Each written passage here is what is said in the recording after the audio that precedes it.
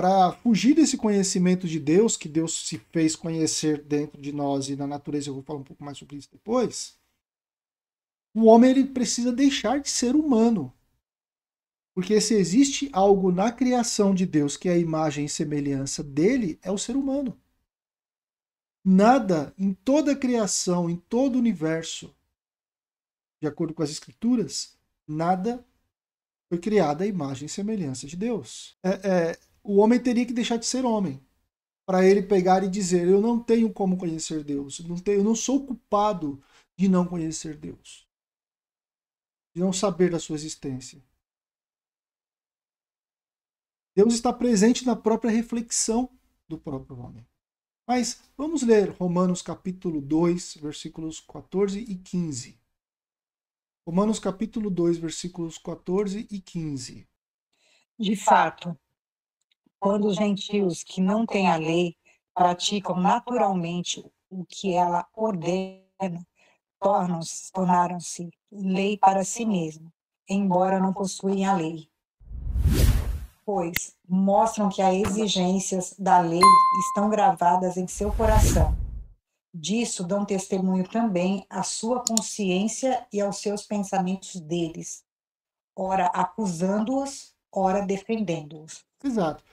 O que Paulo quis dizer aqui, nós vamos estudar esse texto mais à frente, de uma forma simples e objetiva, é que a lei está implantada no coração do homem. Aquela lei moral que eu acho que o Mauro até falou na última aula, né?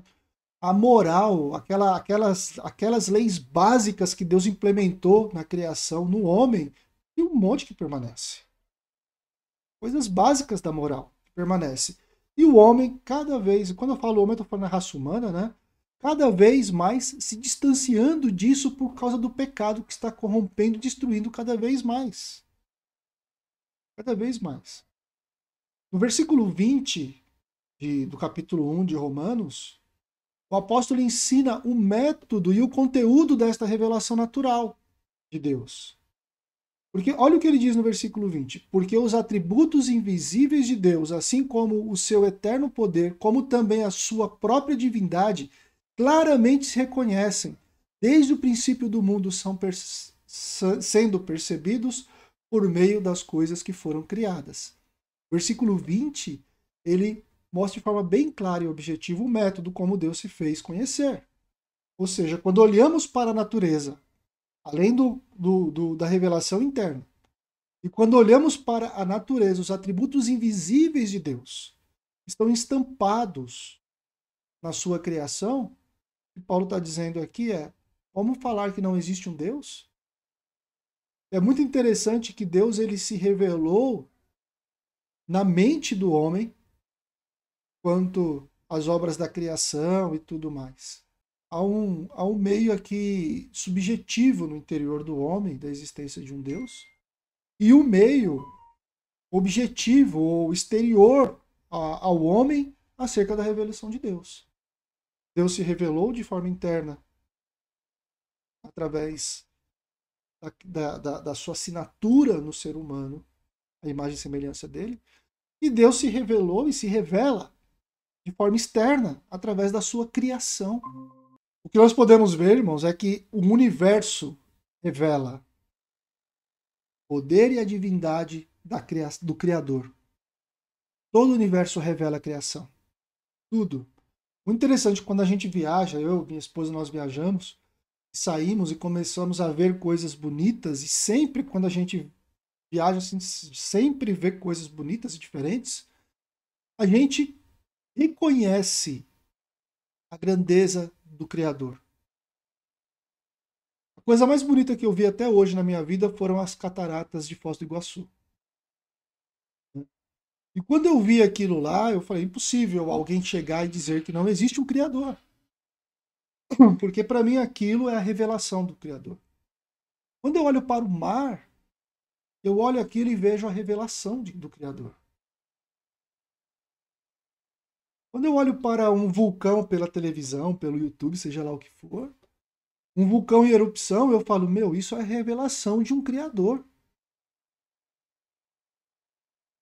Salmo 19, versos 1 a 4, olha o que diz nesse texto.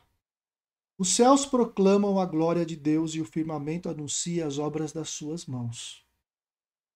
O que essa primeira parte está dizendo é: a criação anuncia Deus. Anuncia, proclama, diz a existência de Deus. Um dia, continuando na leitura do texto, um dia discursa a outro dia, uma noite revela conhecimento a outra noite. Não há linguagem, nem há palavras, e deles não se ouve nenhum som. No entanto, por toda a terra se faz ouvir a sua voz, as suas palavras até os confins do mundo. Salmo 8, verso 1 diz o seguinte: o Senhor, Senhor nosso, quão magnífico, aliás, ó Senhor, Senhor nosso, né? Quão magnífico é toda a terra e o teu nome, pois expuseste dos céus a tua majestade. O que o salmista está colocando aqui é exatamente isso que eu estou dizendo para vocês. Deus se revela naquilo que ele deixou criado. Nos céus, nas estrelas, nas coisas que nós vemos, na mínima coisa que existe e na maior que existe. Deus se revela. Quando contemplamos as maravilhas, o mundo, o universo girando em constante movimento, as precisões matemáticas da criação, a perfeição, as regras da criação, do menor átomo à maior coisa criada, como eu disse, todas têm padrões. Como não dizer que não existe um Deus? Mas esta revelação, como eu estou dizendo, é uma revelação externa. Está estampada na natureza. Agora, esta revelação, ela não serviria de nada se o homem não tivesse a capacidade necessária de entender essa revelação, de compreender essa revelação. Os animais, pessoal, apesar de muitos deles serem mais fortes que nós, e muitos são, você pega um gorila, ele quebra a gente no meio. O elefante é gigante, né? O leopardo corre, que é uma beleza. Então, os animais eles têm atributos que são infinitamente melhores do que o nosso. Mas nenhum deles tem a capacidade de entender a revelação divina. Quem pode perceber a revelação divina é somente o homem. Porque o homem está capacitado, eu posso dizer dessa forma, sua mente de captar e interpretar esta revelação divina deixada na criação. A palavra traduzida nesse texto que nós lemos aí, eu não li hoje, né, mas lemos a semana passada, na aula anterior, a palavra usada aí, que ele está sendo percebido, ou sendo percebidos, é uma palavra no grego que significa perceber com a mente. Entender, refletir ou estudar, examinar. Em outras palavras, o que eu quero dizer aqui é que quando o homem aplica o seu entendimento, a sua razão, quando ele considera examinar com o seu intelecto o que está à sua volta de uma forma sincera e honesta, ele vai perceber que existe um Deus que criou todas as coisas. Ele vai entender isso. Não existe revelação de Deus para criaturas que não têm a capacidade de entender a revelação de Deus.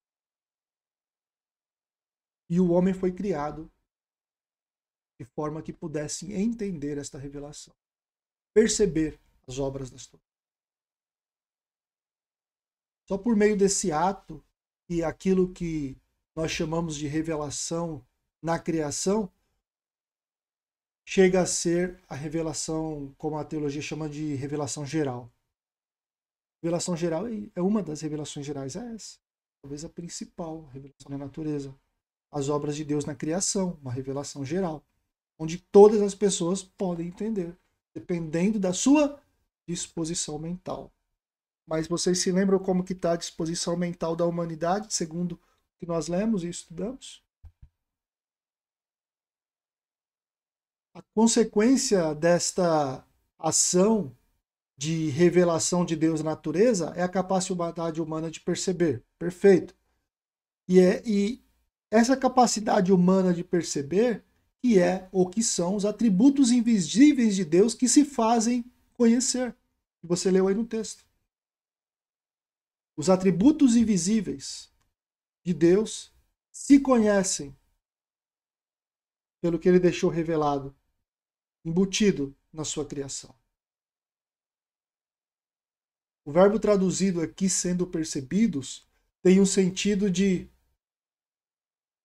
olhar e ver e entender claramente o que está em volta.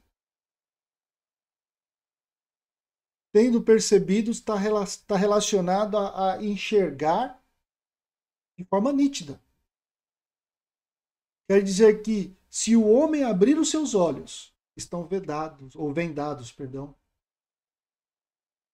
olhar de forma correta, sincera, com a mente adequada. E a mente adequada aqui, eu não estou falando uma mente XYZ, mas uma mente desprovida de pressuposições e preconcepções. E falar, Deus, me revela, se revele a mim, abra meus olhos, Deus, para que eu te compreenda ou para que eu te enxergue. O homem ele vai enxergar Deus pela sua própria revelação.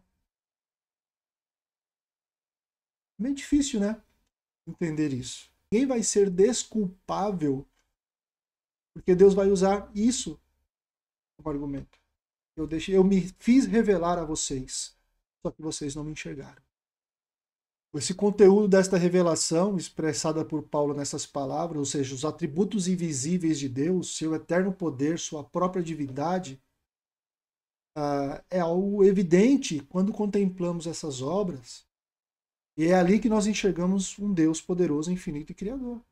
Pessoal, se existiu algum momento na história de tudo que existe que não existiu nada, nada poderia existir. Esquisito, né? Mas é isso mesmo. Não tem como algo existir de um nada, é isso que eu quero dizer. Se alguém diz tudo surgiu do nada, como tudo surgiu do nada e como que se surge, ou como que se cria algo do nada? Não existe. Para algo existir, algo deveria existir. Não tem como existir algo sem a existência de algo anterior. Ah, não, tem sim, algo pode existir do nada. Como? De que forma? De que maneira o nada pode gerar? De que maneira o nada pode criar? De que maneira o nada pode trazer algo à vida? Não existe. Algumas mentes tentam inventar esse tipo de coisa, mas não consigo ver sucesso nisso, em momento algum. Porque compreender que Deus criou é muito difícil para as pessoas. A natureza revela o poder eterno, mas um poder sábio, infinito, perfeito, diferente de tudo que conhecemos. A natureza revela essa divindade. A natureza revela o fato de que realmente Deus criou alguma coisa. Mas existem pessoas que dizem, não existe Deus, porque não existe a criação, porque nada criou Deus, porque Deus não existe. Então, nada criou Deus. Então, tudo que existe surgiu do nada. Possível? Deus tem nos rodeado da sua criação, tanto no mundo interno quanto no mundo externo. Ele é o criador de todas as coisas. Ele é o sustentador de todas as coisas. A revelação interior por meio da nossa consciência, ela incomoda o homem, seja ele natural ou não. O mundo físico está escancarado para que todos possam ver. Aí é que está o X da questão. Mas se este conhecimento deixa nós, pecadores, sem defesa, e agora? Como não podemos nos defender, como diz lá no desenho do Chaves? Porque este conhecimento que Deus se fez conhecer nos traz culpa. Quando eu falo nos traz, eu estou falando a humanidade. E nos deixa sem defesa. Eu não vou poder usar a desculpa que não pude conhecer Deus. Eu, como ser humano, não vou poder usar a desculpa diante dele de que ninguém me falou da existência dele. A minha ignorância não vai poder ser usada como defesa diante do juiz. No juízo final, nenhum homem, por mais incrédulo, por mais pagão, de qualquer época, de qualquer era da história da humanidade, vai poder dizer: o Senhor está me condenando injustamente, porque eu não conhecia a sua existência. Ele vai dizer: a revelação está na sua consciência e em toda a minha criação. Mas você não quis enxergar. Ou você não enxergou. E aí entra a questão dos versículos 21 e 23. Vamos ler aqui? Versículos 21 e 23 do capítulo 1. Porque, tendo conhecido a Deus, não o glorificam como Deus, não lhe rendem graças, mas os seus pensamentos tornaram-se fúteis e os seus corações insensatos se obscurecem, ou se obscureceram. Dizem-se sábios, tornaram-se loucos. É o que o texto diz aqui, até o 23, né? E trocaram a glória de Deus imortal, do Deus imortal, por imagens feitas segundo a semelhança do homem mortal, bem como de pássaros, quadrúpedes e répteis. O pecado dos homens contra o qual se revela a ira de Deus, e a ira de Deus se revela contra o pecado, é isso que nós vimos nas Escrituras, como inclusive vimos no versículo 18 isso, é que eles detêm a verdade pela injustiça. Olha o versículo 18. Portanto, a ira de Deus é revelada do céu contra toda impiedade e injustiça dos homens que suprimem ou escondem, né, a verdade pela injustiça. Aqui nessa seção, que nós vamos estudar agora, dos versículos 21 a 23, o apóstolo Paulo ele resolve este pensamento, ele desenvolve esta ideia aqui. O homem tem conhecimento de Deus. E isso fica demonstrado no versículo 19 e 20, como nós vimos aqui agora há pouco, e na aula anterior. Este conhecimento deveria impulsionar o homem, levar o homem a glorificá-lo como um Deus e dar glórias a ele como Deus eterno. Porque implicitamente o conhecimento está aqui. Agora, se permitíssemos essa verdade, ou se permitissem esta verdade, que Deus é a verdade, que conhecessem, tornasse o curso da natureza em suas vidas, isso seria precisamente o que fariam. Eles adorariam, nós adoraríamos. Se toda a raça humana compreendesse a existência de Deus como ele realmente é, a raça humana o adoraria. Mas isso não. Glorificariam a Deus. Fariam de Deus um ser supremo, um objeto supremo de adoração e de prioridade nas suas vidas. Mas ninguém faz, eles não fazem. Por quê? Porque eles detêm a verdade pela injustiça. Ou seja, eles sufocam a verdade, impedem o desenvolvimento da verdade, tornando ou tomando a sua própria sabedoria, o seu próprio conhecimento, seus próprios achismos, ou seja, Paulo chama isso como os seus próprios raciocínios, tomando os seus próprios raciocínios como verdadeiras ou verdades absolutas. Agora olha para a nossa sociedade. Toda vez eu falo isso para vocês.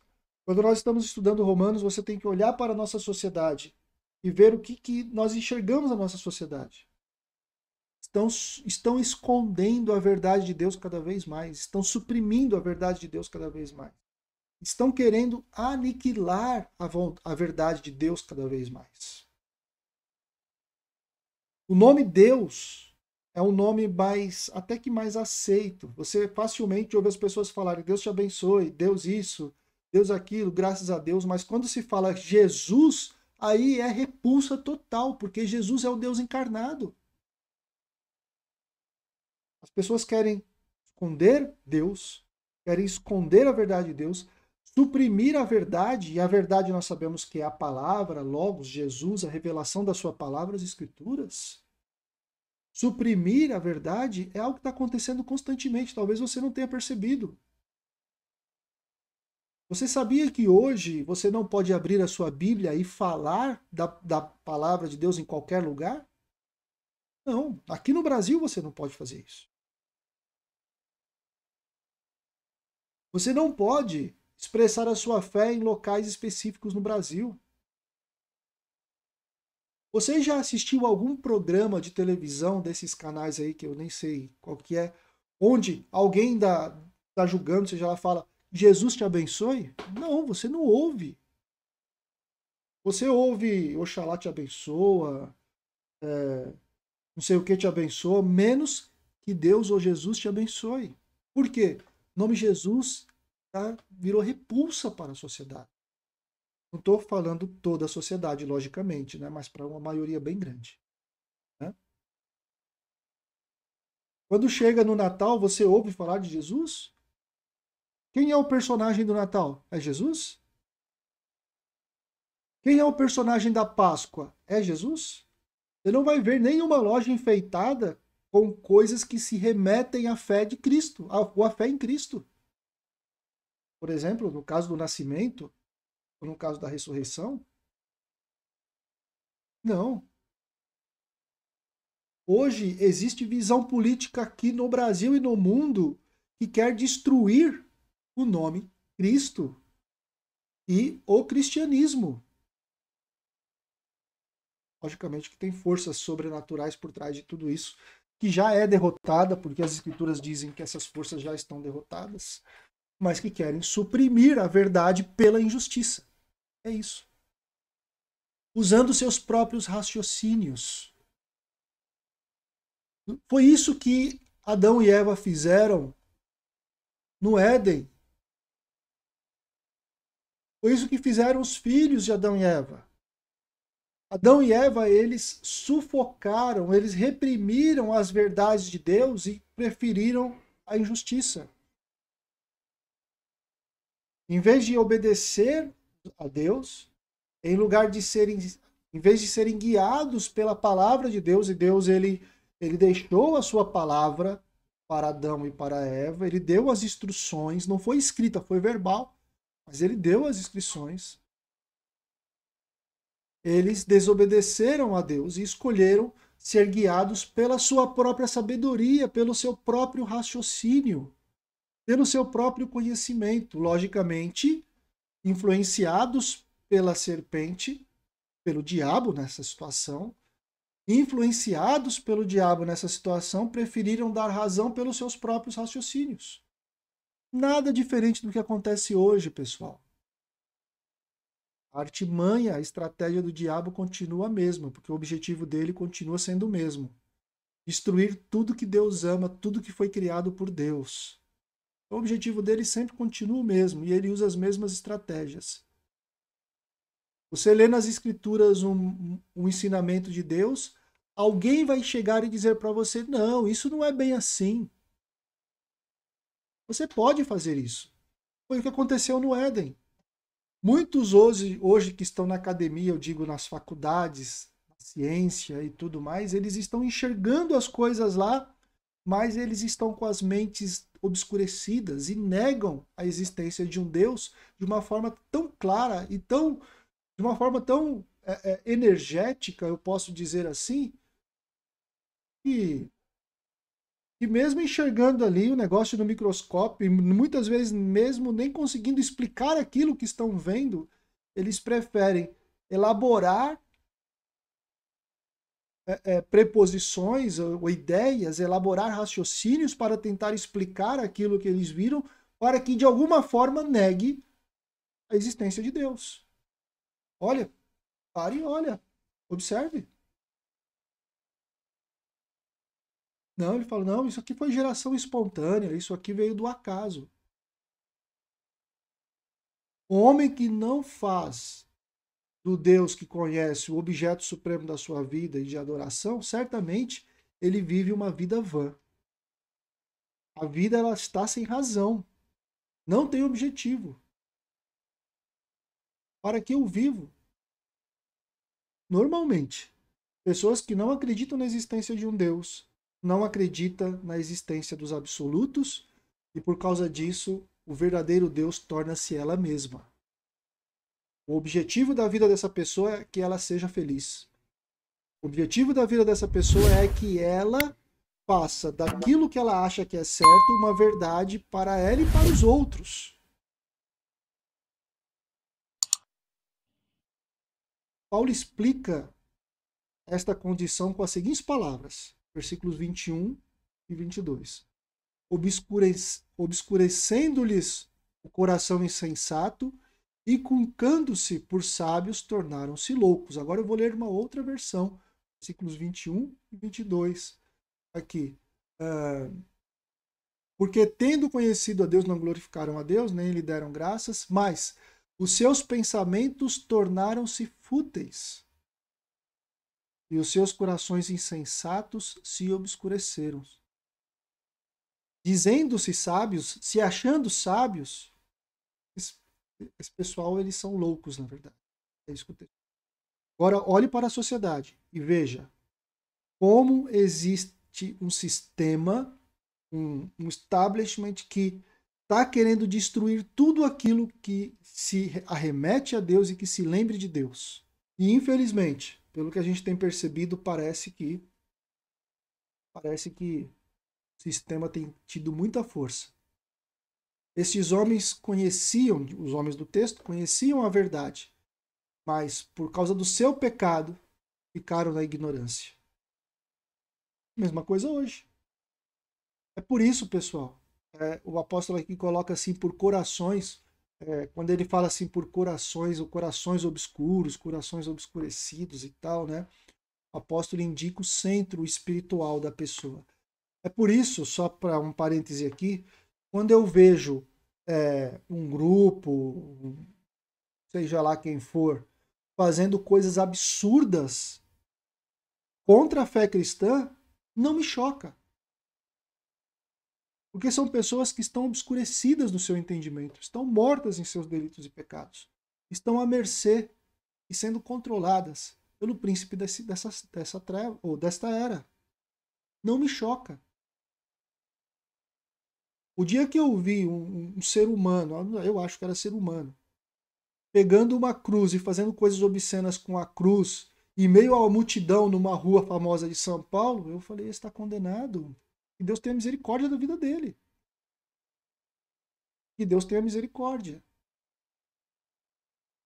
Será que ele tem consciência do que ele está fazendo? Ele está com a mente tão obscura, está com o coração tão obscuro, tão destruído pelo pecado, que ele acha que ele não tem consciência do que ele está fazendo. Está morto em seus delitos e pecados. Aquilo não me traz surpresa em ver esse tipo de reação. Me traz tristeza ao ver esse tipo de reação. É muito interessante porque quando a palavra usa a palavra coração, né? Nosso corpo, o coração é o principal órgão. Sem o coração nada funciona, logicamente. Ele que bombeia aqui, ele que gira o sangue no nosso corpo para que o nosso corpo funcione. Então, no sentido espiritual, o coração é o centro da vida espiritual do homem. É o local das emoções, o intelecto, é o centro da consciência moral, por onde o homem toma suas decisões em si. Então, quando a palavra usa a palavra coração do ponto de vista espiritual, está querendo dizer o homem propriamente dito, o seu ser, a raça humana, o ser da raça humana. Então, inclui faculdade mental, inclui emoções, inclui vontade, inclui pensamento, tudo isso. Quando o homem sufoca a verdade divina e entrega-se e se coloca aos seus próprios raciocínios, desprezando tudo que é das verdades divinas, o homem fica obscuro. Ele fica perdido na escuridão. Mateus 25, 29 diz o seguinte: a todo que tem lhe será dado, aliás, a todo que tem se lhe dará, e terá em abundância, mas o que não tem, até o que tem lhe será tirado. O apóstolo Paulo, ele retira essa verdade com as palavras seguinte, no versículo de Romanos: inculcando-se ou achando-se sábios, tornaram-se loucos. Às vezes eu ouço algumas coisas, pessoas falando em televisão, em reportagem, dá até dó. Fala, poxa vida, isso é loucura, por que essa pessoa está falando isso? Porque a pessoa está obscurecida, morta em seus delitos e pecados. Isso não a faz indesculpável diante de Deus. É isso. Mas ela está obscurecida pelo seu próprio pecado, pela sua própria arrogância, pelos seus próprios raciocínios. Em outras palavras, né, o que rejeita a verdade divina e torna a sua própria sabedoria a verdade absoluta, termina sendo um homem tendo uma vida moral e espiritual sem sentido. Qual é o limite para um homem que despreza tudo e se remete a Deus? Quando eu falo homem aqui, estou falando da raça humana. Qual é o limite? Qual é o limite para um grupo de pessoas que diz que Deus não existe e que eu posso fazer o que eu quiser, que nada me condena e que nada me dirige e que ninguém tem nada a ver comigo? Qual é o limite? Se nada me condena, nada, o limite são as leis que os homens criam? Então, é justamente por causa disso que agora as leis do país querem aprovar assassinato de bebês, por exemplo. Então, se as leis do país aprovam assassinato de bebês, eu vou pegar e vou falar que está certo bebês serem assassinados. Porque a maior lei que existe é a lei que é feita lá em Brasília por aquele monte de gente corrupta. Então, eles vão aprovar e falar, não, matar bebês no ventre é legal. Vocês podem acreditar, brasileiros, que isso é bom.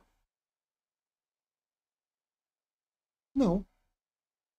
Porque assassinato faz parte da lei moral. Vida é o princípio básico do ser. Só que as mentes obscurecidas, os seus raciocínios estão relativizando a vida, ou seja, aquela que está dentro do ventre não vale nada, mas a que está fora pode valer alguma coisa. Olha o raciocínio.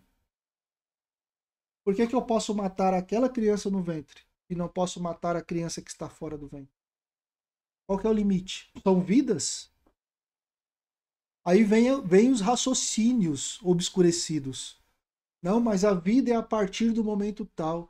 Não, mas a vida é a partir. Não, mas aquele corpo que está lá está tomando espaço de um outro corpo. E a pessoa que tem aquele corpo não quer que aquele corpo esteja lá dentro. Aquele corpo não apareceu que nem apareceu em Maria. Com certeza absoluta. Em Maria foi obra do Espírito Santo. Agora, em qualquer outra pessoa, não é obra do Espírito Santo. Tudo isso, raciocínio obscurecido. E leva o homem a se distanciar cada vez mais das leis de Deus, da vontade de Deus, das leis morais. A insensatez da raça humana se vê em que trocaram, mudaram o que é infinitamente mais poderoso e infinito por coisas criadas. Deixaram um Deus imortal e começaram a adorar coisas criadas por esse Deus imortal. Começaram a adorar as múmias mortas, fazer esculturas, fazer esculturas de répteis, quadrúpedes, seja lá o que for. Essa é a história espiritual da raça humana. E isso se torna cada vez mais evidente hoje. Toda a raça humana se está desorientada e tropeça moralmente, causa terror, matança e tudo mais. Porque a moral foi embora. O homem tem conhecimento de física, tem conhecimento de um monte de coisa, mas moral e espiritualmente estão mortos. Estão tropeçando. Sabemos construir soluções para um monte de coisa. Nosso conhecimento evoluiu e está evoluindo cada vez mais. E vai evoluir cada vez mais o nosso conhecimento.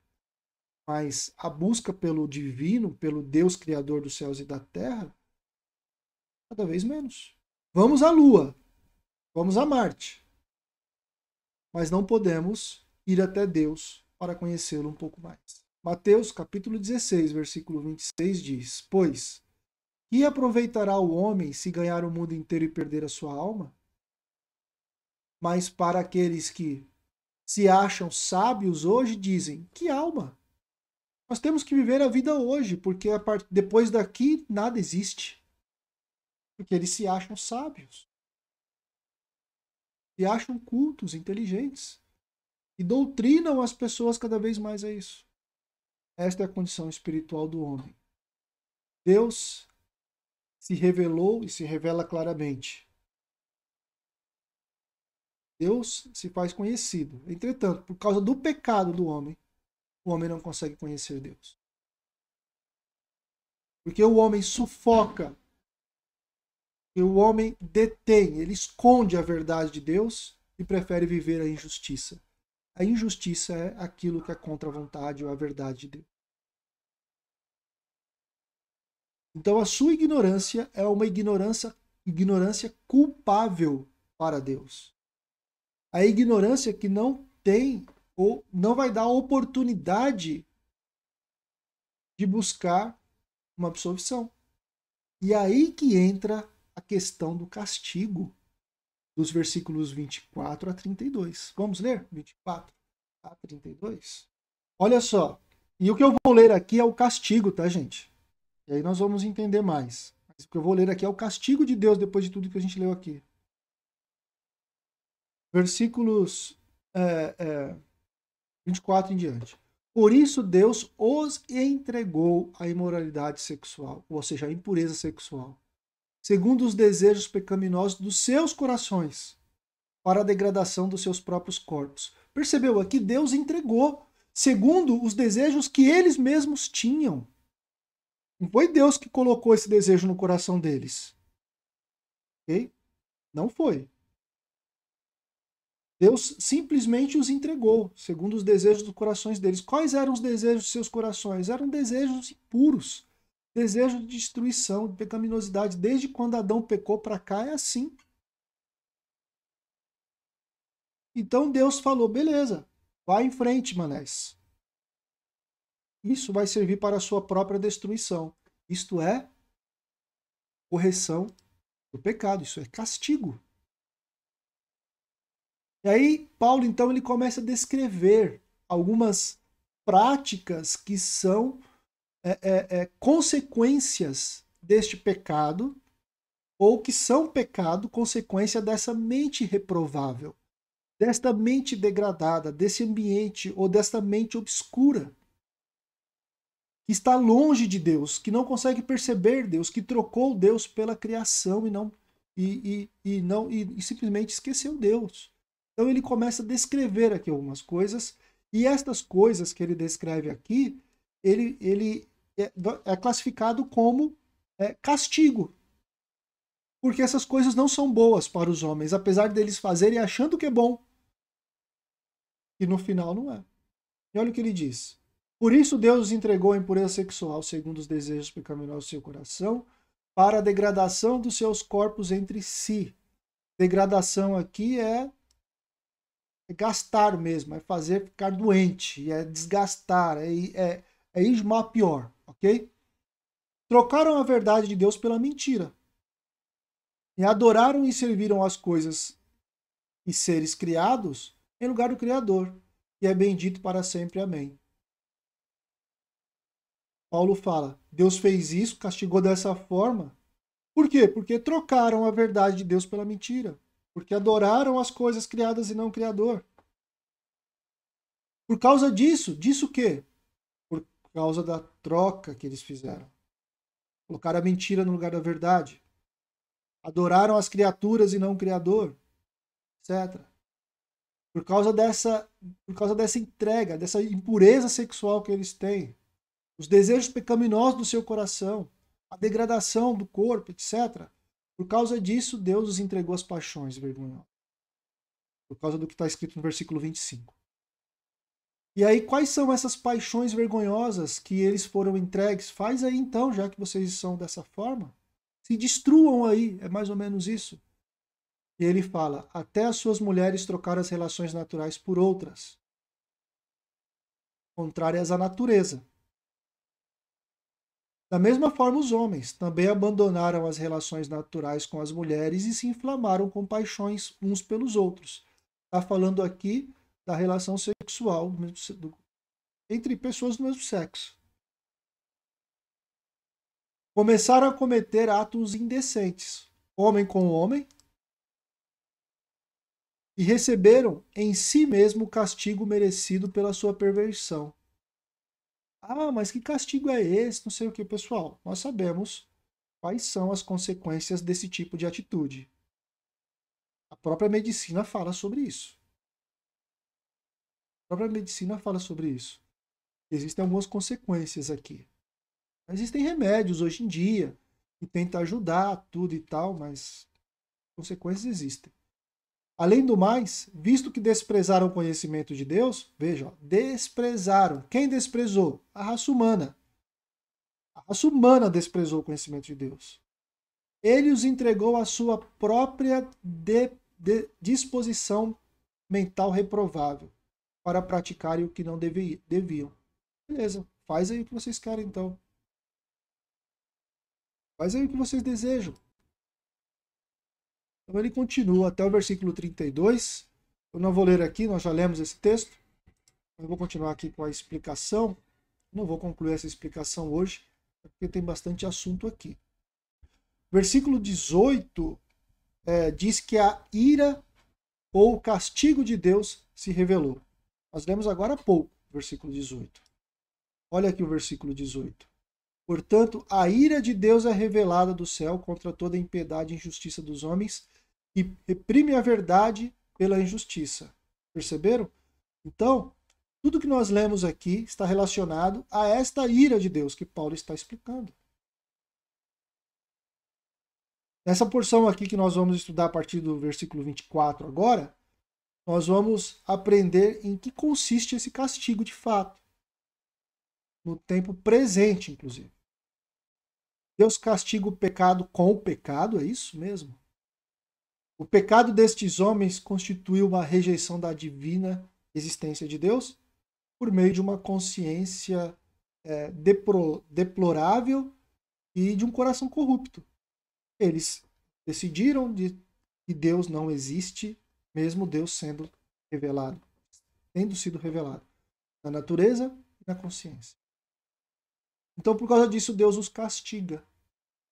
Entrega toda a raça humana aos seus próprios pecados. O apóstolo ele coloca aqui 3 vezes nestes versículos a palavra entregou. Ele usou a palavra entregou no versículo 24, 26 e 28. Essas palavras também elas são usadas no Novo Testamento, muitas vezes para fazer referência ao ato de entregar alguém para a prisão, um réu para ser julgado, alguém para ser preso. Por exemplo, depois de João Batista ter sido preso, Jesus foi até a Galileia pregando o Evangelho de Deus. Lá em Mateus 10, 17 diz isso, onde Deus adverte, né? Olha, o Senhor Jesus adverte.